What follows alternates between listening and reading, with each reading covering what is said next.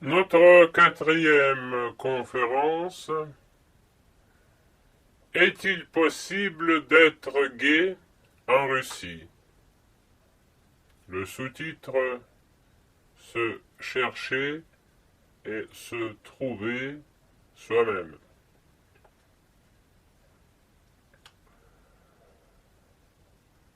Même en général, les sujets sexuels en Russie sont tabous. La politique de l'interdiction des scènes ouvertement sexuelles, même hétérosexuelles, donc cette politique de la censure est revenue.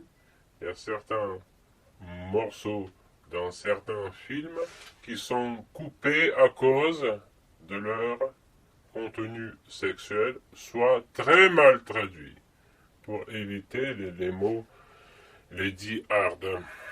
Voilà.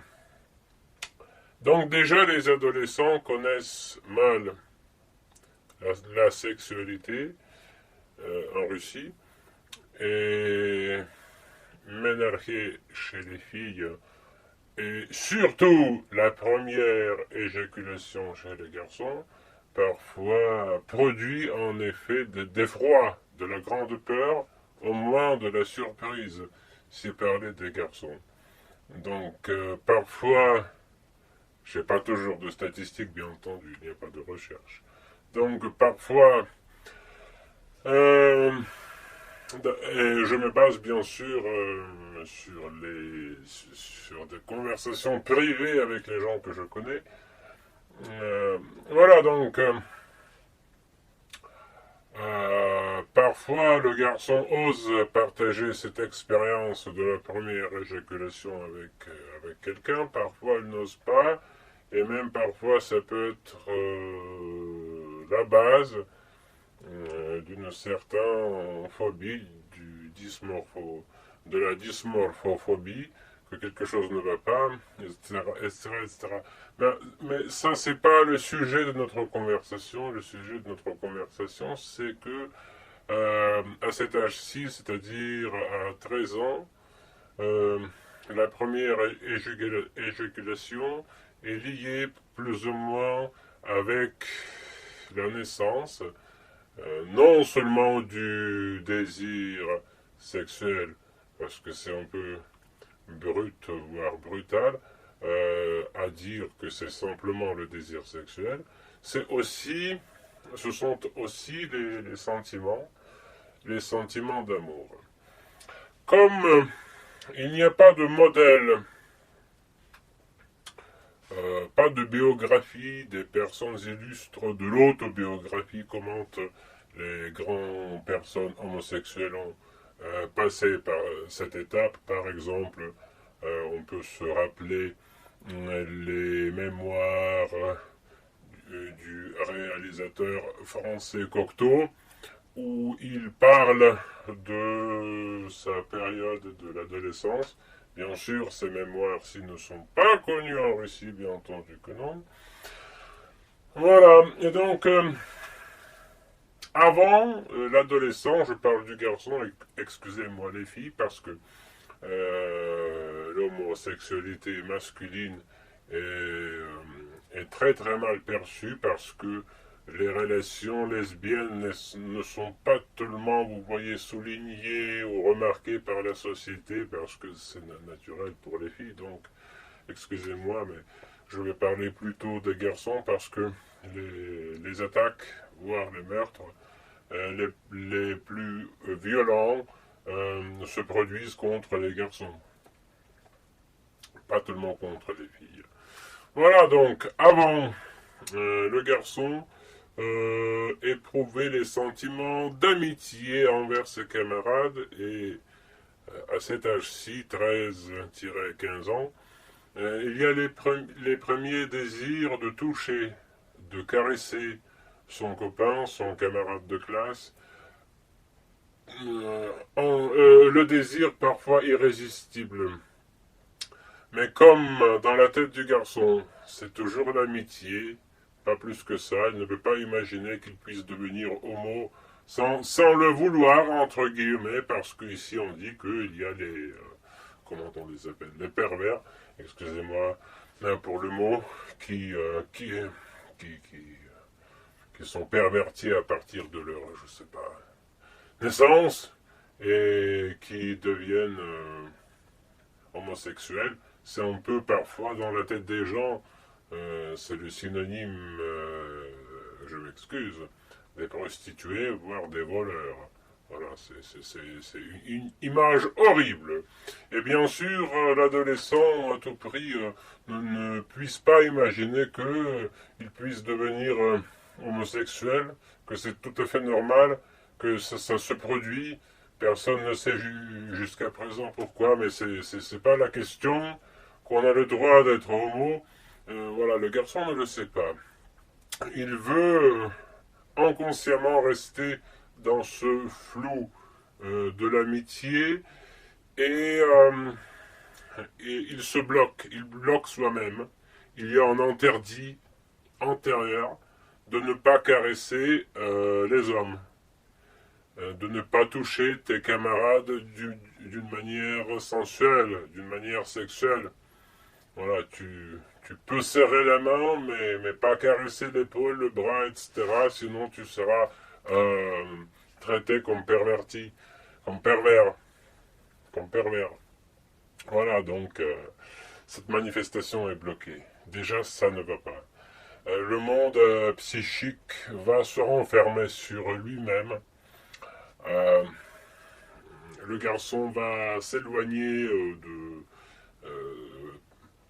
au début, il va éviter les situations où il pourrait toucher au conditionnel son camarade, donc il va éviter, il va se forcer de ne pas y penser, quoique les pensées reviennent dans sa tête, mais c'est tabou. C'est interdit par la société. Il ne peut pas toucher d'une manière sensuelle ses camarades. Donc il ne le fera pas. Pour garder au moins une image, je ne dis pas positive, mais convenable à la société, disons comme ça, au moins tenable, soutenable, une image avec laquelle on puisse vivre, on puisse continuer la vie. Voilà, donc le garçon reste, on dit ça c'est vrai, j'ai entendu souvent le dire que, ah bon, il a 16 ans, il ne pense pas aux filles, peut-être c'est trop tôt. Hein. Parfois on dit à propos d'un jeune homme de 18 ans, ah mais il ne pense pas aux filles, c'est très tôt hein, pour lui, peut-être il préfère la science, il préfère les arts. Un jeune homme de 22 ans ne pense pas aux filles, ne pense pas au sexe, mais dans les yeux de son entourage, mais bien sûr, il est très sérieux. Il pense à la science, au progrès humain, à l'humanité. Il a beaucoup de passions, de hobbies. Voilà, il sait de quoi occuper son temps libre, etc. Voilà. Ça y est, on est là-dedans. La société traite un garçon asexué, voilà, ou plusieurs garçons, ils sont nombreux, qui sont traités asexués, parce que sous le regard d'un psychologue expérimenté, on pourrait découvrir quand même qu'il y a une certaine attirance pour les garçons, pour les autres hommes, mais la société ferme les yeux et malheureusement les victimes, malgré eux, les victimes ferment leurs yeux aussi. D'ailleurs, cette interaction, malheureusement, je dirais, assez facile. C'est comme les miroirs, c'est comme disait Bourdieu. Je ne me rappelle pas la citation exacte, mais c'est plus ou moins que nous réalisons ce que la société projette sur nous. Bien sûr, la société projette une image asexuelle, une image en être sans désir, sans romantisme, sans capacité d'aimer quelqu'un, ces garçons-ci sont sujets à cette projection de la société. Et bien sûr, la situation est très paradoxale parce que, ayant peur de devenir homo, eux-mêmes, malgré eux, ils ont commencé à montrer cette image de ne pas, euh, de ne pas être romantique, de ne pas pouvoir aimer personne. Malheureusement, ils devaient le faire. C'est pour ça que les célèbres politiciens ont dit que chez nous, il n'y a pas d'homo, sinon ils seraient tués par leur entourage. En partie, c'est vrai, même peut-être, c'est vrai. Mais réfléchissez-y, quelle phrase. Voilà, et donc, malgré eux, ils commencent à projeter sur la société, à lui donner à la société cette image aromantique, asexuelle, malgré toutes les passions qui bouillent dans leur fort intérieur. Voilà, ils sont obligés pour conserver, survivre dans la société, ils sont obligés à donner cette image totalement fausse. La société fait miroiter cette image et leur renvoie cette image aussi des êtres asexuels, aromantiques, et, voilà, qui sont bien destinés aux études, aux arts, aux choses plus sérieuses, entre guillemets, mais pas au couple, pour former un couple. Mais inconsciemment, malheureusement, il faut l'avouer, inconsciemment, ces garçons-ci voudraient vivre en couple. Mais vous serez étonné, mais parfois ils peuvent ne pas le savoir. Parce que tellement le désir est chassé et expulsé sous l'underground de la psyché. Et encore l'autre question, comment rencontrer un autre garçon qui voudrait vivre avec vous? Comment? S'il fait pareil, s'il fait taire tous ses désirs, même s'il découvre quelque chose lors des soirées, il ne va jamais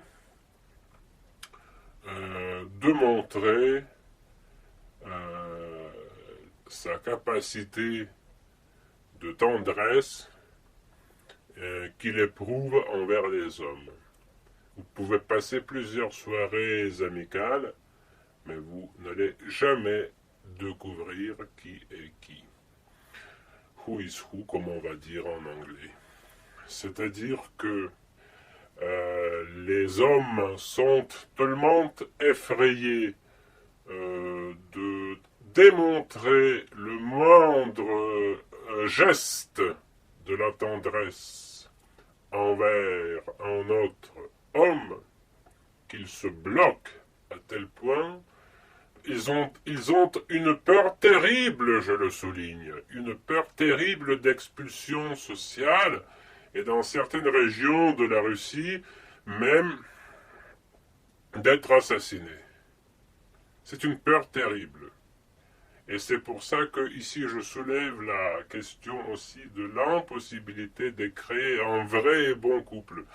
Parce que, oui, il y a des lieux de rencontres secrets, mais c'est comme en Amérique aux années, si je ne me trompe pas, aux années 30, des lieux de rencontre pour, je sais pas, pour baiser dans un anonymat absolu. On ne peut pas former un couple sans conversation, sans échange psychologique, sans qu'il y ait une interaction profonde entre les couches les plus profondes de la personnalité. Tout ça, Michel Foucault en parle magnifiquement bien. Si vous voulez former un couple, commencez par l'amitié.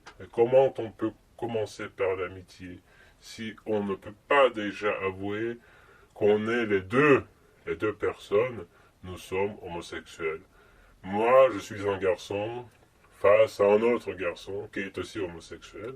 Et on peut partir pour trouver des points communs, pour tisser une amitié qui va donner quelque chose sans doute. Ou pas. Mais il faut passer à l'expérience, je veux dire psychologique. Ça, c'est réfléchissez-y. C'est impossible ici. On ne peut pas parler. On ne peut pas se dire, moi je suis homo, lui il est homo. Voilà, on va construire, bâtir quelque chose ensemble. Non. C'est ça, la difficulté de la rencontre. Et peut-être je vais approfondir ce sujet, la rencontre. La rencontre homosexuelle en Russie. Est-elle possible? Hélas, je dirais que non. Plutôt, elle est impossible. Et en plus, le sujet, le couple et la société, voilà. Rappelons la psychanalyste Bion qui en parle. Voilà. Le couple, deux êtres qui vivent ensemble. Il y a plusieurs cercles qui les entourent. Comment vous voulez que en Russie, deux hommes qui vivent ensemble soient entourés par un de ces cercles qui soit bienveillant, soit la famille, soit les voisins, la société. On n'imagine pas à quel point tous ces gens-ci sont condamnés à la souffrance à vie. Voilà, et donc ça c'est important de réfléchir comment faire pour que les homos puissent se rencontrer en Russie, même dans les capitales. Ça c'est la question. Parce que, je le répète encore une fois, parce que le style est oral, je peux me le permettre, que déjà avouer à soi-même ou à un autre que je suis homo, vous êtes ou tu es homo, on va parler, on va discuter, on va construire quelque chose. Ça, c'est impossible ici. C'est tabou, c'est fermé, la bouche bée. Voilà, c'est comme du scotch sur les lèvres, on n'en parle pas. Moi, je ne vois pas d'issue de cette situation. Les couples, c'est très improbable à cause de toutes ces situations sociales. C'est très improbable que deux hommes puissent former un couple et vivre plus ou moins heureux dans la tranquillité. Relative, bien sûr, parce que ça, je sais que ailleurs, ça peut-être peut ne pas exister non plus, mais au moins qu'il y ait cette possibilité. Non, cette possibilité, ça n'existe pas. Merci, mesdames et messieurs, de votre attention.